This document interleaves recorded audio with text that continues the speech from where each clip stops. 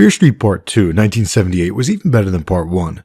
It began where Part 1 left off and confirmed the likely. Sheriff Good had left the note at C. Berman's house, and C. Berman began recounting the events of 1978 to Dina and Josh, the Camp Nightwing massacre. Camp Nightwing's nurse was Mary Lane, Ruby Lane's mother. By her notes, it appears that Mary Lane may have been trying to lift the curse by reconnecting Sarah Fear's hand with her body. Unfortunately, she tried to kill Tommy. Tommy hit his head, bled, and then Sarah Fear possessed him. We knew from Part 1 that C. Berman survived the Camp Nightwing massacre. What we didn't know was that the local boy who gave her CPR and brought her back to life was a young Sheriff Nick Good. And what we also didn't know while watching Part 2 was that C. Berman was not Cindy Berman. C. Berman is actually Ziggy Berman. But when the cops came, young Nick Good told the cops that her name was Christine Berman. Why? Either Nick said that in an attempt to protect her from the witch, or else Ziggy is someone from the far past, and Christine Berman's connection to the witch has scrambled her memories as to who she really is.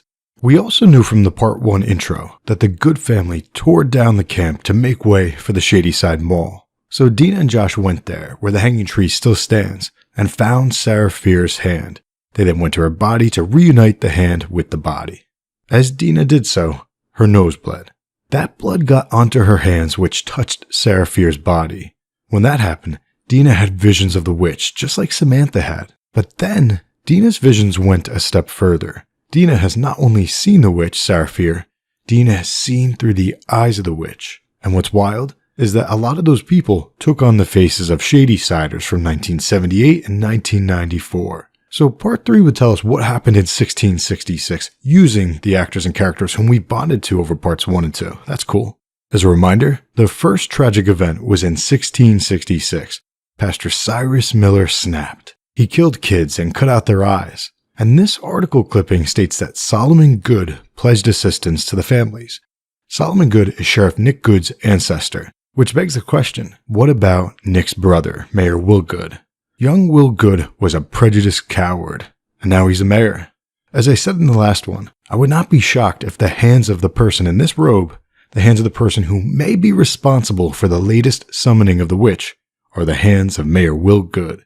And speaking of hands, what if reuniting Sarah Fear's hand with her body is not enough? What if a new sacrifice needs to be made? Since Dina is seeing through the eyes of Sarah Fear, there's a chance that Dina sacrifices her hand to end the curse. Of course, that's pure tinfoil. But the real question is, if Dina ends the curse, will that free Samantha? Probably. And whose voice is this? Is it this guy's voice? And who is he? Maybe he was Sarah's lover? Of course, we've still got Chekhov's gun related to Josh giving Martin a paperclip to free himself. Maybe Martin will step in and save their lives in Part 3 or something like that. And last but not least, the strange mass of bodies in the cave that turned into Billy Barker, the Milkman, and Ruby Lane. Is that mass the bodies of the children whom Pastor Cyrus Miller killed? Maybe, but maybe not. We see Sarah here looking on, and we see more than one person's feet here in chains. So the mass that forms into the killers may be the bodies of other women who were accused of being witches before Sarah was killed. Either way, Dina and Josh may have to burn it or something. We'll find out next week.